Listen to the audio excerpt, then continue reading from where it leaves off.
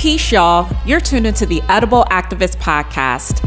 I am your host and favorite go-to edible activist, Melissa L. Jones. On this show, we serve up empowering narratives and fresh perspectives straight from the voices of emerging Black people and people of color in agriculture and business. And in these candid conversations, we might sprinkle in a few choice words. They're the ones stewarding the land, healing communities, and championing food justice and economic empowerment across the country. Their contributions and stories sprouted from the earth truly embody the spirit of activism in their own unique, edible ways. So let's dig in and get started. Peace and welcome to the Edible Activist Podcast. I am your host and favorite edible activist, Melissa L. Jones. Welcome everyone to this special live podcast event.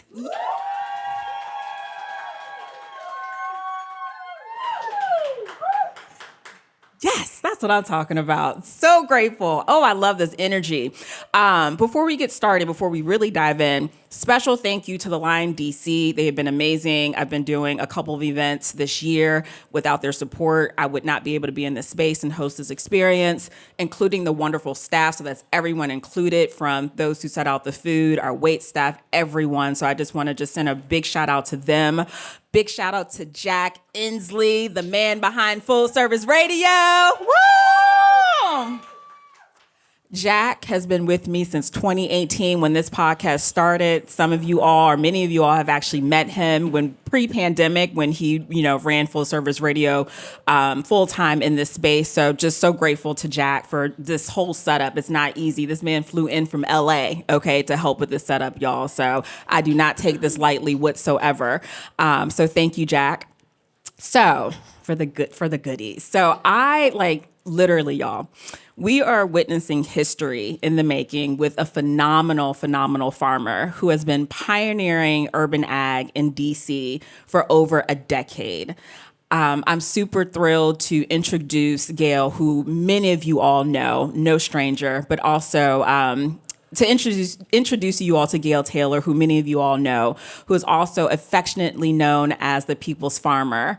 She is the owner and operator of 3 Part Harmony Farm, and Gail and her dedicated team, they have been dedicated to cultivating vegetables on a half-acre plot right here in DC in the city, and recently have expanded their operations in Brandywine, Maryland.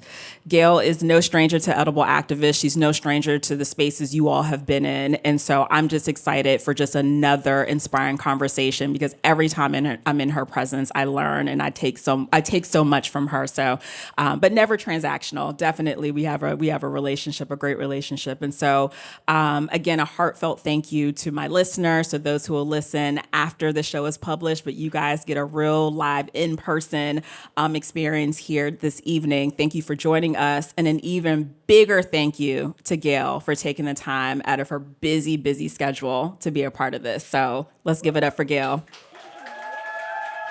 Thank you. I laugh because I have a few friends who guard their time, and Gail is one of those. She do not play. Y'all chuckle, y'all know, because Gail do not play when it comes to her time whatsoever. And so it does mean a lot to me to have her sitting beside me to be a part of this. So I don't take that lightly at all. Gail, you have done many things and have supported a lot of DC, farm policy here in the city. You have jumped through a lot of hurdles, still some hurdles you're jumping through, have pushed through a lot, but also giving homage to those who came before us, right? Because we would not be here without our ancestors and the great work that they did. So I want to recognize them as well. So we just didn't do this on our own, right? And so, but you have jumped through a lot of hurdles, you and your team. I want to recognize your entire team. And so I just want to take a moment just to ask, in this moment right now, how in the hell are you feeling? How are you, Gail? I'm feeling great. When I walked through the door, I felt really good energy, and I'm grateful for that, because you never know. It's the end of October, which, during the farm season, bedtime gets about 30 minutes earlier once you get to the summertime, all the way until finally you just get to sleep in. So I don't know what it is about this year, but I feel buoyed by, I think, the changes afoot. And I was really excited to come here. I do guard my time. I say no a lot. Melissa is one person I would only say no to if it's because I can't. Not. I will always say yes to Melissa. It makes me feel so special. But yeah, I feel good. I actually feel good. That's awesome. That's awesome. So, all right. So we're going to take a different approach from my traditional way of which I typically do my interviews. But I also want to acknowledge like the amazing growers and farmers in this space as well. There are a number of you all. So I know you probably don't like being put on the spot, but you can raise your hand. But I want to give you your flowers. But also like the amazing Black women farmers. And can I tell y'all, I don't have one Gail. I got two Gails in the building. Stand up, please. Like literally, this is a big deal. Like this is a big, big deal. Okay. If you don't know, now you know. And we're gonna listen. Next live experience, we need to have the other girls sitting up here. I mean, just That's two right. pioneer farmers. And I am just when you RSVP'd, I was like, shut the front door. Shut the front door. All right. So tonight we're going to do a different approach. And so I'm going to state a couple of truths and then also what I call false beliefs. Now, let me be very clear. In your mind, you might believe them to be true. And if you believe them to be true, that's you. Everything is in the eye of the beholder. Okay. But I'm going to I'm going to alternate between a truth and what I call a false belief. And Gail is going to respond with either just her reflection or a lived experience or any other additional context that she wants to bring to either of those statements. And that's how we're going to roll with it. And then towards the end, as I said before, if there are any questions that you all want to pose, I ask that you do hold those. And we're only going to take probably max 3 because I want to be mindful of time. So again, because I got to be in bed by 9:05 p.m. So, ready, Gail? Yeah. You. Yeah. Oh, it's me. It's you. All right. So we're going to start off with the truth. Okay. The first one, farming is physically and mentally exhausting and farmers face mental health challenges. Yeah. I'm going to ask you to respond. It's true. Farming is physically difficult. But I think that maybe something that people don't understand is it's the mental challenges that are hardest for me, I think for many of us. Trying to just make something work that at the outset is impossible. And on top of that, convincing everyone around you on your team that they also should do something that's impossible is really difficult. Every year I go through this with my staff, with my team, with everybody. We start out and I have all these tasks we're supposed to do. I write it on the dry erase board and we never get all the tasks done. And it starts to wear on a person when you come to a job every day and you can't do everything. You start to take it personally. You start to wonder if you're not fast enough, if you're not good enough. Maybe you chose the wrong thing. You should do something different. And we get to about like the 30-day, the 60-day review where I have to sit everybody down and I have to say, you know, the problem is not us. It's the food system. This food system is telling us that we are supposed to be producing vegetables in an economic situation where we are not commanding the price that it takes to grow the vegetables in the first place. And then they want us to make the earth better. And then they want us to make it accessible to people who are of limited income. And then they want us to do all these other things. It's impossible. Every day we wake up and we are doing the impossible. And that's not our fault. And we can't solve this problem on our own. And I do try to do different magical things to try to shield the team from it. I've tried everything from just not writing all the tasks on the board to because it can be overwhelming for them. It's overwhelming. I learned in my first few years of managing a team, it's like if there's 20 things you have to do, only write 10 of them. And then I keep the other 10 in my mind. And then I go to sleep with that at night. So there's really no easy, there's no easy way to go about it. You just keep every year trying to do the impossible and waiting for everybody else to really give you the support you need to make it happen, and knowing that that might not happen in your lifetime. Wow. Do you feel like you do find some sort of resilience? Like, how do you find resilience to those challenges? For me, taking time out and doing self-care has always been important. One of the things that I think shocks people when they talk to a farmer, you know, I'm in this interesting situation because I live in Washington, D.C. And so I always have had more interaction with the other farmers' customers in a different way than they do, because everybody else leaves the city at the end of their farmers market. Mm-hmm. And I see people in the coffee shop and on the street, even if they're not my customers.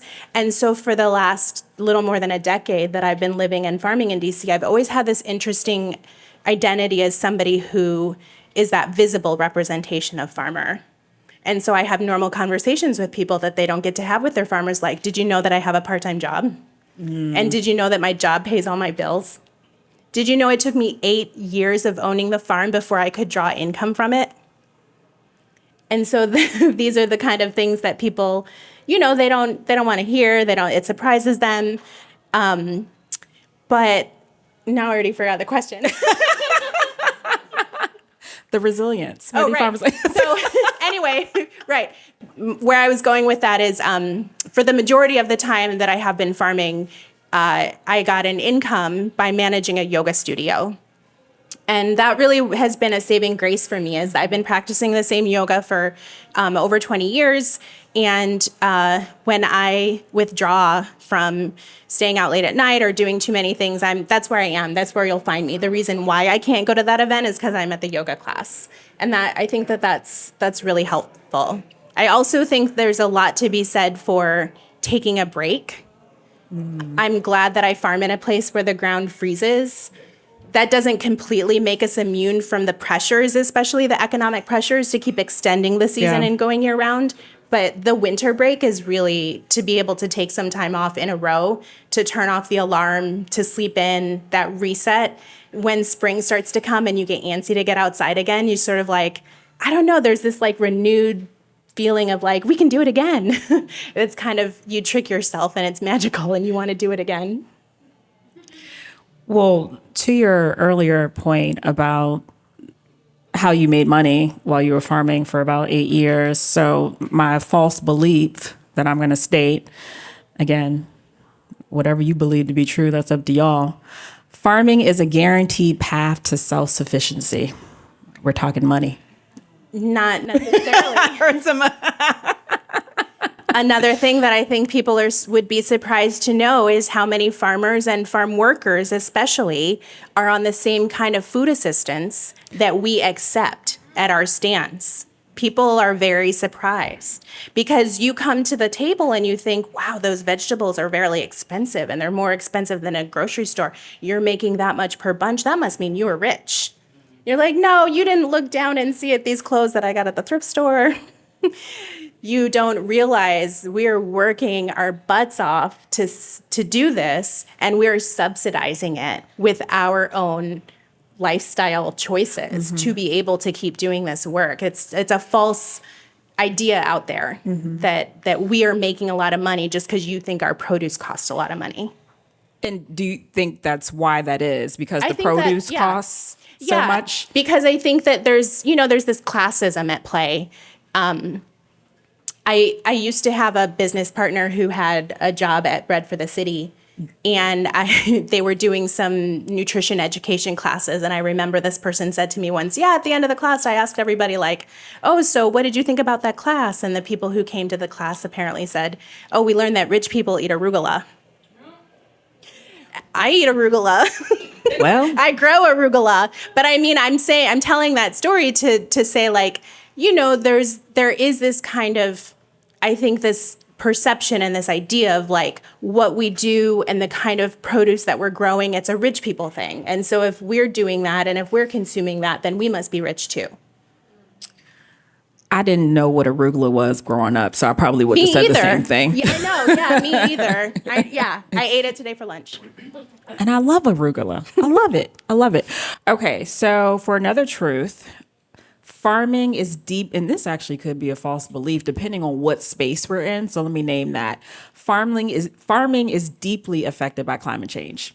Yeah, I think not now, but within the next few years, you would be hard pressed to find somebody who doesn't know that. Of all of the things that we're discussing today, I think that might be, or I could be wrong because I live in a bubble.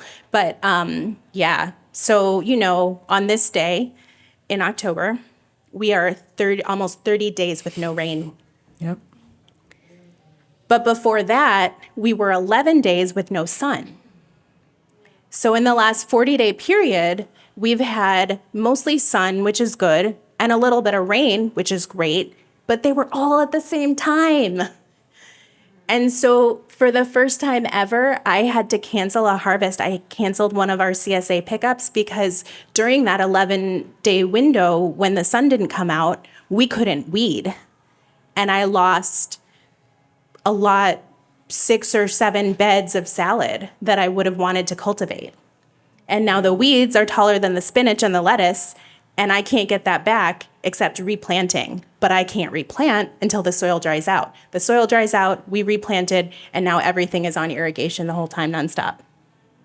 And it's hot, but thank God, because that's my only saving grace to really throwing a Hail Mary and planting the salad and the bok choy and the radishes and the turnips on a date on the calendar that I knew it was too late, but I did it anyway, hoping for climate change, hoping for this weather we have right now.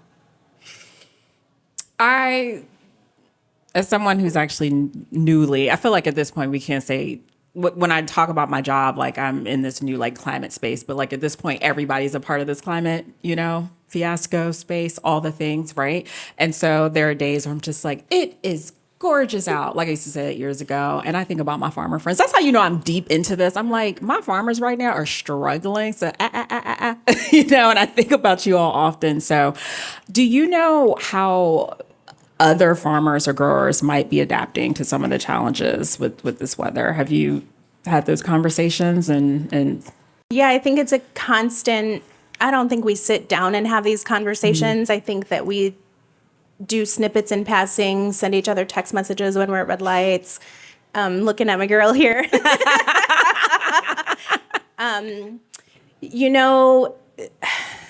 There's little small ways that we try to adapt. And in the moment, in my case, I decided to till under and start over and put out row cover to protect those baby seeds. So I'm using existing technologies, right, to try to cancel out what I think the weather is going to be to help me. But then on a deeper level, this year I had this moment where, for my entire farming career, now almost 20 years, typically we would do the garlic harvest around July 4th.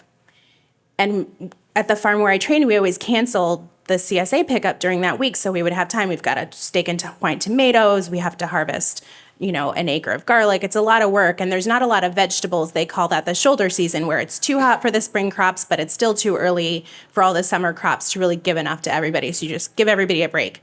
And I've been doing that out of habit for all these years. And this year, we harvested the garlic on the solstice, June 21st, which I've started doing the past couple years. And it dawned on me, we are pushing the clock up with this garlic harvest. And when we get to that break, that July 4th, it's already too hot. I don't want to steak and twine tomatoes anymore. I want to be done with that. I want to push up our schedule. And so I don't know if people are talking about these things, but now my mindset going into next season is thinking about how do I adjust my entire calendar, change everything I read in every book, and start thinking about what actually is the weather situation for me in these times, and how can I adjust to that? Thank you, Farmer Gail. We appreciate your services. I just want to be in the air conditioning by noon in July and August. Let's talk about how hot this summer was. Nasty. This was a nasty summer. A nasty summer. How did you have to adjust with labor? Labor is a whole nother realm to this farming game, right? That can be a whole rabbit hole. Cost, time, health. We always change our schedule based on the sunrise, sunset time, and the temperature. So by the time we get to the summer, we're already starting at 6 a.m. And then our end time is supposed to be 2. But on those days when it's really hot, I try to have my crew out of the sun. When it hits 90, I'm looking at the clock, no matter what the time is, and try to pull everybody to do a job in the shade. Yeah. Okay, so next, false belief. Technology and innovation can solve all farming problems. I think a lot of people would say, yeah, absolutely. I have a lot of people who try to tell me about robots and AI and GPS on tractors. There's a lot of technology. I personally am almost close to like a Luddite, and I started farming because I thought that I wouldn't have to look at computers anymore. I thought that was really great. Right. It's like only hands in soil. That's awesome.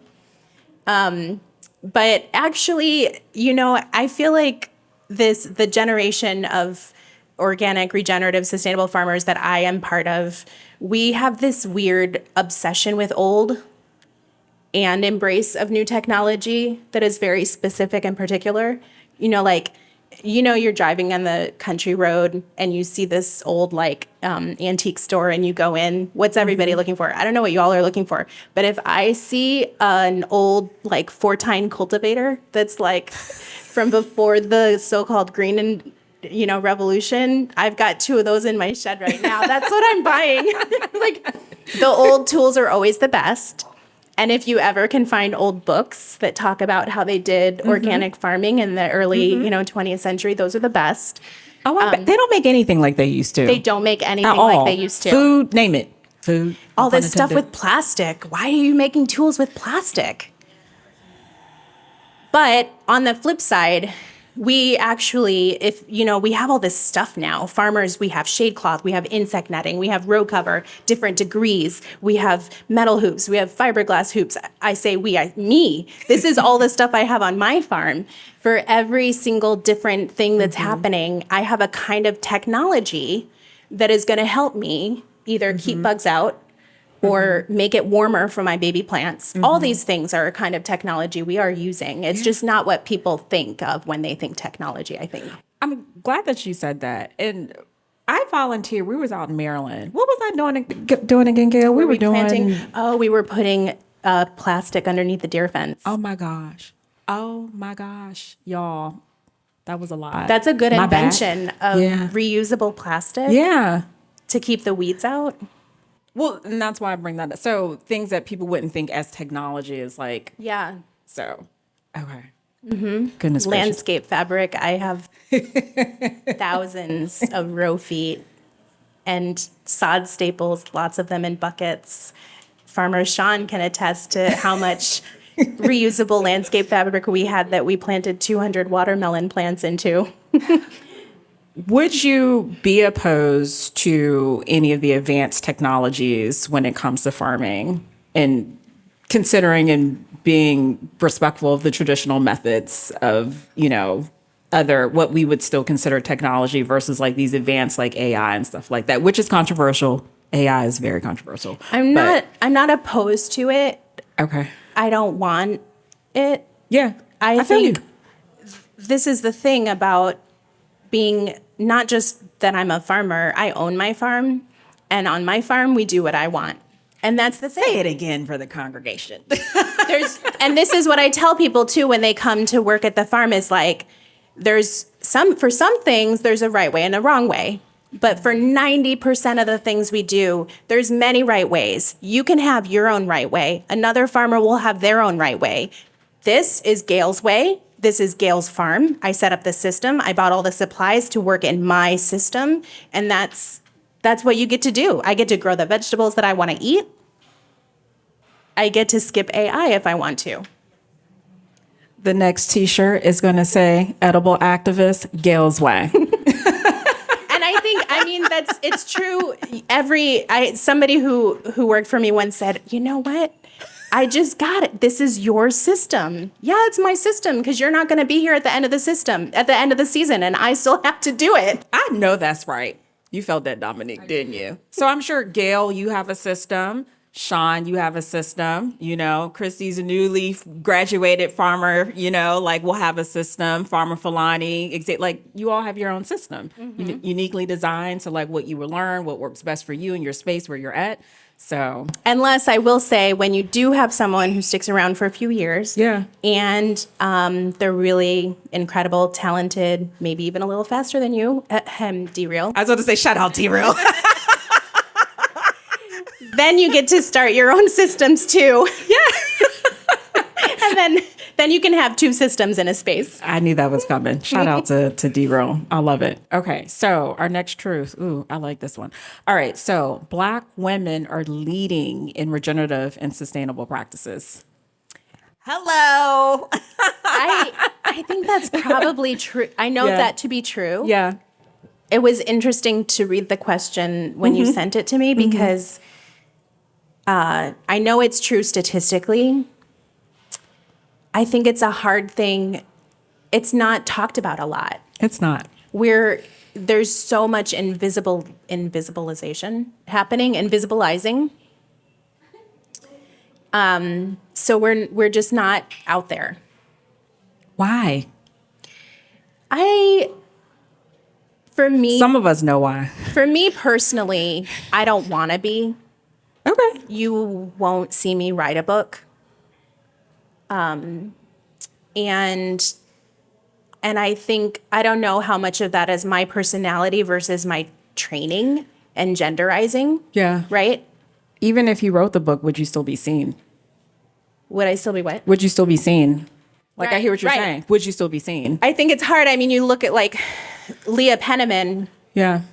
Farming While Black has been such a game-changing, revolutionizing book.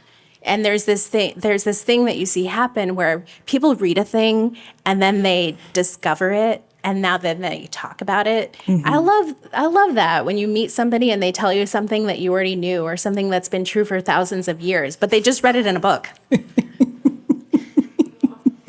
I think there are certain people who are more likely to grasp something and want to teach somebody else. And those are the people who are seen. That's what happens. We'll rock with it. But the statistic and the truth is the food that we all consume, no matter you buy it from a farmer whose name you know or buy from a place who you don't know, women of color are feeding this planet. That is true. Say it again. And this is the thing, right? When you close your eyes and you think, what does the farmer look like? When I first started farming, I didn't think that I could be a farmer. I'm from the Midwest, and I remember, it's that guy on the John Deere tractor. White man, overalls, John Deere hat, literally, on his very expensive combine, growing whatever it is that I always drove past when I was a kid, the corn and the soy and the wheat. And the thing that I didn't realize until later is like, that's not food. They're not growing food. They're growing animal feed. They're growing something that's going to become soy lecithin. All the things that you read on the packages. The people who are feeding you food, nourishment, women of color. I love it. I love to see it. I heard some snaps back there. How's the crowd feeling? I need an energy read. Y'all good? Y'all liking this? Great. All right, so we're going to wrap up in a bit because I want to get to a couple questions. And again, 9:05 p.m. Where are we at? Okay, false belief. I have a lot to say about this, but this ain't about me. This is about you. Farmers are not entrepreneurs. Farmers are not entrepreneurs. This is a tough one. Because I have a crew of people. We have conversations around this a lot. And I'm not saying, I definitely think it's like farmers are entrepreneurs. However, I think there's a lot of layers to that. This again has to do with that. I guess it's just unfortunate in our society that people are so separated from the people who grow their food and they don't know. Like, you don't know that farmers have to have another job to pay the mortgage and send their kids to college. You don't know that farmers have to not just know how to grow the food, they have to know how to market it. They have to be a human resources specialist. They have to do a business plan, a marketing plan. They need to know how to apply for loans. They need to do all this customer service. Every single thing that any business does, small ones, big ones, usually in a family farm that is held by one or two people at most. That's a lot of job descriptions for just a couple of us.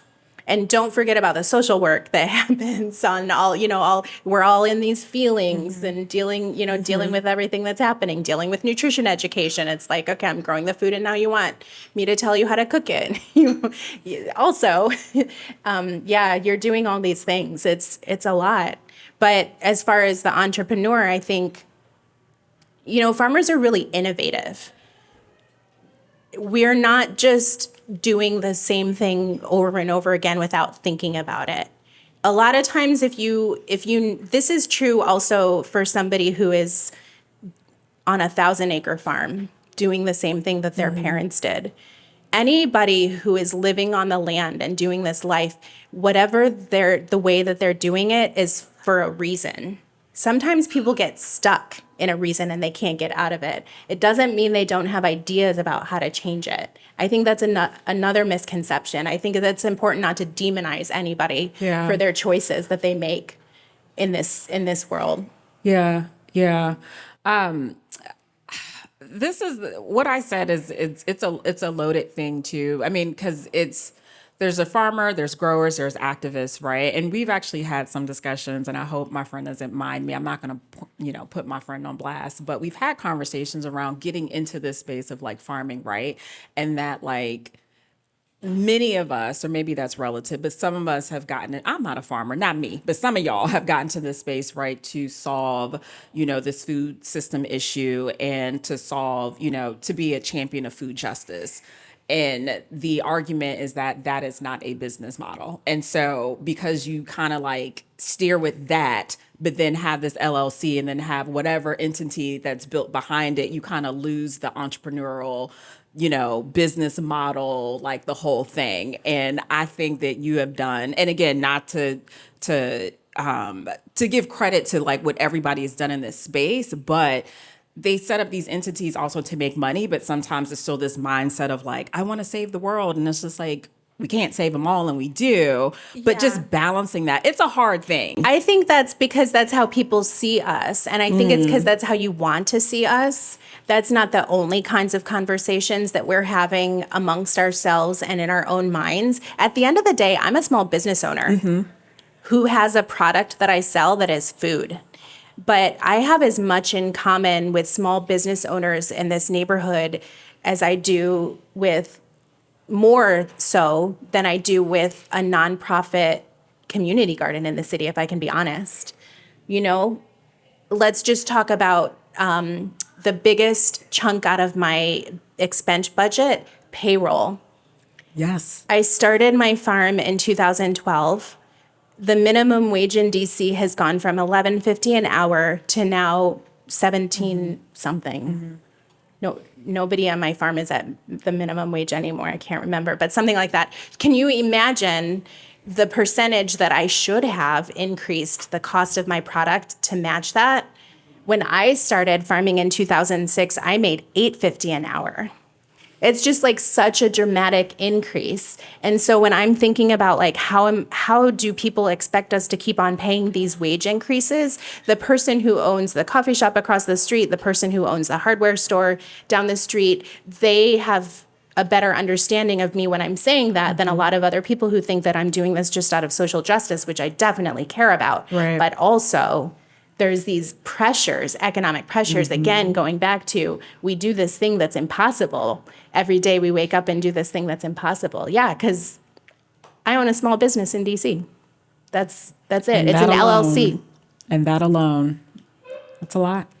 That's a lot. I feel like I have a couple numbers folks in there. So like, I feel like LaMonica and Dominique are like tabulating numbers in their mind. We talk about numbers a lot, and Dominique being an accountant, and so just having like that business savvy. So, yeah.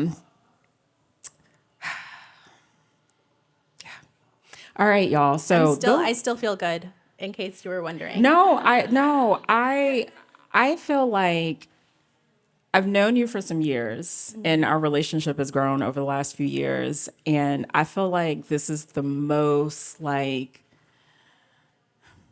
don't take anything that I say like there's so much joy I feel like that comes out of you now. You just you radiate like this joy. Like this, it really is. Since I know the last like 8 years have been like rough. Like it's been hard. Like y'all do hard work. So again, you and your team. So, and I just want to name that. And so as we like come to a close, and I want to take a couple questions, like for you, what do you feel like has been like, I know there are many, I always ask a loaded question. What has been like your biggest accomplishment this year or to date, you feel? Anything that you want to name. This year has been a lesson in letting go of the past and embracing the future. After a many-year struggle of trying to do something that I never should have done in the first place, Three Part Harmony Farm is going to become a 501c3. And if I meet anybody who wants to start a farm in DC, I'm going to say, please don't. Wow. Yeah. And so letting go of that I can look at all of you and I don't have to feel like I'm a failure, that I have to say it's not possible. This city is built for the nonprofit industrial complex. And there's not really any other way out that I can see. Damn. That's a sad reality. And then also just, it's been interesting to reflect. People say I'm an urban farmer. And for so many years, more than a decade, I just said, yeah, I'm an urban farmer. But the truth is, actually, I was never an urban farmer.